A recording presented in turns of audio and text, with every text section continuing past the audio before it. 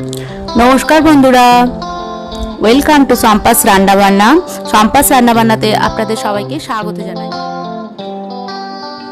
बंधुरा सामनेई जामाई षष्ठी, ताई जामाई षष्ठी उपलक्षे आज के आमी आपनादेर साथे शेयर करब हायद्राबादेर एकटी जनप्रिय रेसिपि हायद्राबादी मटन तेहारी। এই मटन तेहारी खेते असम्भव भालो हय আর এই मटन तेहारी बिरियानिर स्वाद बन बोलते पारेन, किन्तु बिरियानिर চেয়ে এই मटन तेहारिर स्वाद एकेबारे अन्यरकम एवं असाधारण। आपनारा अवश्यई बाड़ीते ट्राई करुन और केमन लागलो कमेंट करे जानाबेन। और तबे भिडियोटी शुरू करार आगे जे समस्त बंधुरा आमार चैनेले प्रथमबार एसेछेन सेई सब बंधुरा चैनेलटी सबस्क्राइब करे पाशेर बेल आइकनटी क्लिक करे देबेन। ताहले आर देरी ना करे किभाबे এই হায়দ্রাবাদি मटन तेहारी बानानो যায় चलुन देखे नेওয়া যাক।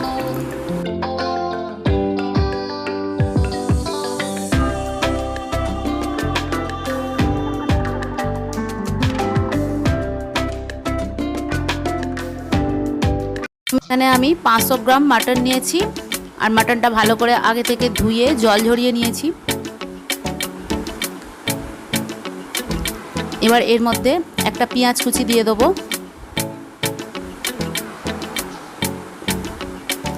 আর টক দই দিয়ে দিলাম 3 চামচ আর দইটা আগে থেকে আমি জল ঝরিয়ে নিয়েছি। এবার আদা বাটা দিয়ে দিলাম 2 চামচ আর কিছুটা সরষের তেল দিয়ে দিলাম।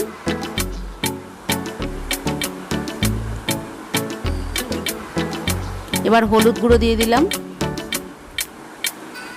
আর বড় চামচের 1 চামচ কাশ্মীরি লঙ্কার গুঁড়ো আর এখানে আমি মিট মশলা দিলাম। আপনারা না চাইলেও দিতে পারেন, কিন্তু এটা দিলে খেতেও ভালো হবে, টেস্টটা আরও বেড়ে যাবে। এবার এটা আমি ভালো করে মাখিয়ে নেব পুরো মশলাটা মাটনের সাথে। আর মশলাটা ভালো করে মাখিয়ে নিতে হবে, তাহলে মাংসের টেস্টটাও বাড়বে।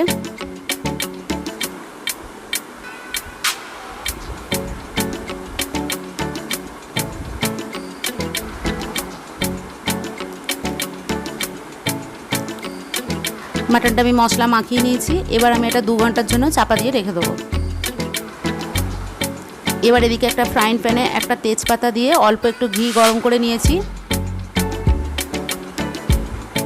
এবার ঘিটা গরম হয়ে গেছে।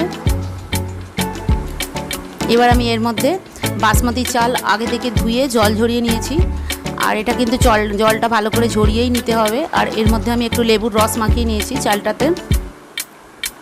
এবার আমি চালটা ভেজে নেব আর চালটা হাই আঁচে ভাজলে হবে না, গ্যাসটা একদম কম করে হালকা করে এটা নাড়াচাড়া করে নিতে হবে। খুব বেশি ভাজলে হবে না, 2 থেকে 3 মিনিটের মতো হালকা করে ভেজে নেব। সব চালটা আমি দিয়ে দিলাম আর এটা চালটা খুব বেশি ভাজলে হবে না, হালকা করেই ভাজতে হবে। আর আপনারা অবশ্যই এই রেসিপিটি একদিন বাড়িতে ট্রাই করবেন, খেতে খুবই ভালো হয়।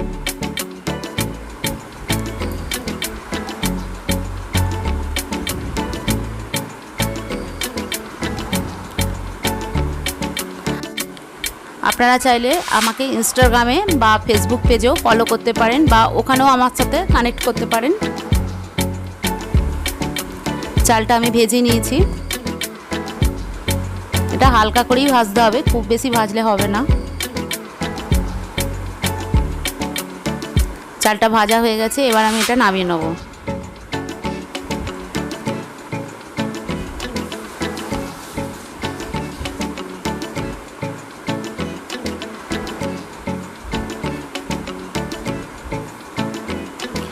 এবার অন্য একটা কড়ার মধ্যে আমি রিফাইন অয়েল গরম করতে দিয়েছি। আপনারা চাইলে সরষের তেলও করতে পারেন, আমি এখানে রিফাইন অয়েলেই করব। আর তেলটা গরম হয়ে গেছে। এবার এর মধ্যে কিছু ফোড়ন দেবো, 2টো তেজপাতা আর কয়েকটা দারচিনি, একটা বড় এলাচ আর কয়েকটা ছোট এলাচ আর 4টে গোলমরিচ। এবার ফোড়নটা হালকা করে একটু ভেজে নেবো, তাতে গন্ধটাও ভালো আসবে। অল্প ভেজে নিতে হবে ফোড়নটা।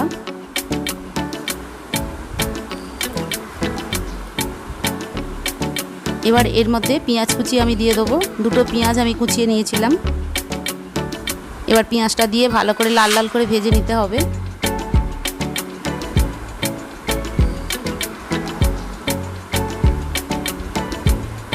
আমার এই রেসিপিটি যদি ভালো লেগে থাকে তাহলে আপনারা ভিডিওটি লাইক করবেন আর বন্ধুদের সাথে শেয়ার করবেন আর চ্যানেলটি সাবস্ক্রাইব করে পাশে থাকা নোটিফিকেশান বেলটি অবশ্যই ক্লিক করে দেবেন।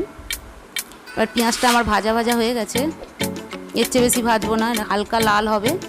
এবার এর মধ্যে আমি রসুন বাটা দিয়ে দিলাম,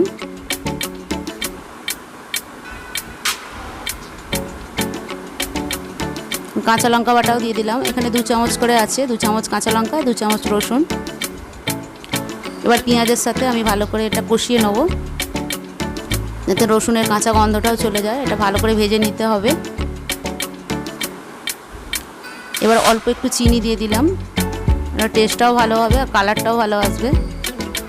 এবার চিনির সাথে পেঁয়াজটা একটু ভালো করে ভাজতে হবে,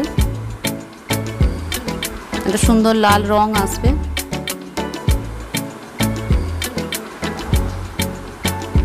এবার আমি এই ম্যারিনেট করা মটনটা দিয়ে দেবো।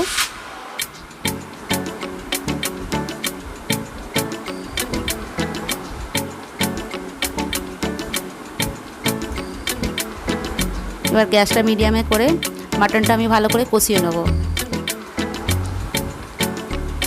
এটা যত কষানো হবে ততই টেস্ট হবে। এটা আমি 7 থেকে 8 মিনিটের মতো ভালো করে কষিয়ে নেব।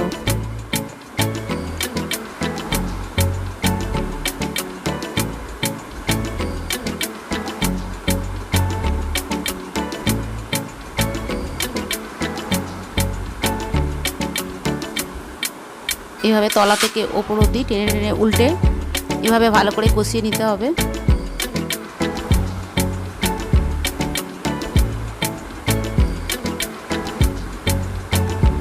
মাংসটা আমি কষিয়ে নিয়েছি ভালো করে।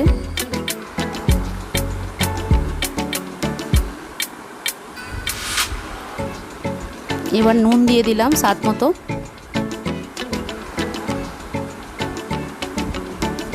আর নুনটা দিয়ে আরও একটু ভালো করে আমি পুরোটা নাড়াচাড়া করে নেব, যাতে নুনটাও মিশে যায়।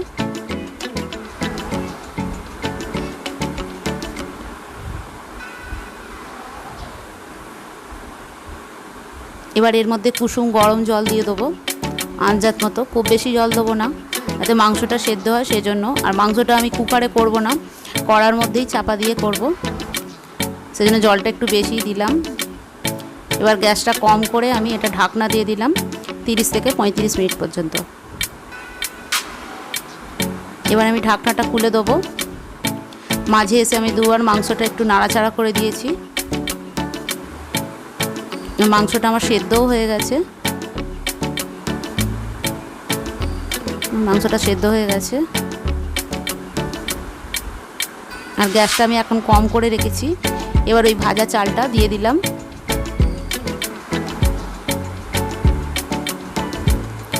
চালটা দেওয়ার পর গ্যাসটা মিডিয়ামে করে দেবো, কমও নয় বেশিও নয়, যাতে চালটা একটু সেদ্ধ হয়ে যায়। আর চালটা খুব বেশি সেদ্ধ হবে না, হালকাই সেদ্ধ করতে হবে, ঝরঝরের মতো। এবার 10 মিনিটের জন্য আমি এটা চাপা দিয়ে দিলাম। এবার 10 মিনিট হয়ে গেছে। এরপর আমি ঢাকনাটা খুলে দেবো। আর এটা শুকনো শুকনো ঝরঝরের মতোই হবে, বিরিয়ানির মতো। না, খেতে খুবই সুস্বাদু হয়, আপনারা একদিন বাড়িতে ট্রাই করে দেখবেন। এবার গ্যাসটা আমি একদম কম করে দিয়েছি, চালটা সেদ্ধও হয়ে গেছে। এবার একটু নাড়াচাড়া করে নেব। জলটা কিন্তু একদম শুকিয়ে নিতে হবে চালটার সাথে, মাংসর সাথে। এবার আরও 5 মিনিট আমি ঢাকনা দিয়ে রেখে দেবো। এবার 5 মিনিট পর খুলে দিলাম।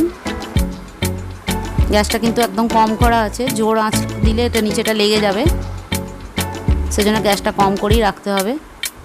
আর হালকা হাতে এটা একটু নাড়াচাড়া করে নিতে হবে, না হলে কিন্তু চালগুলো ভেঙে যাবে। এবার হালকা হাতে আমি ভালো করে নাড়াচাড়া করে নিচ্ছি। রান্নাটা আমার রেডি। এবার আমি এটা নামিয়ে সার্ভ করব। আজ আমাদের হায়দ্রাবাদির মাটন তেহারি রেডি। আমার এই রেসিপিটি কেমন লাগলো আপনারা অবশ্যই কমেন্ট করে জানাবেন। আর রেসিপিটি যদি ভালো লেগে থাকে তাহলে ভিডিওটি লাইক করে বন্ধুদের সাথে শেয়ার করবেন। আর নিত্য নতুন রেসিপি দেখার জন্য চ্যানেলটি সাবস্ক্রাইব করে পাশের বেল আইকনটি ক্লিক করতে ভুলবেন না। তাহলে বন্ধুরা আজ এই পর্যন্তই, দেখা হচ্ছে পরের ভিডিওতে আরেকটি নতুন রেসিপি নিয়ে। আপনারা ভালো থাকুন, সুস্থ থাকুন, নমস্কার।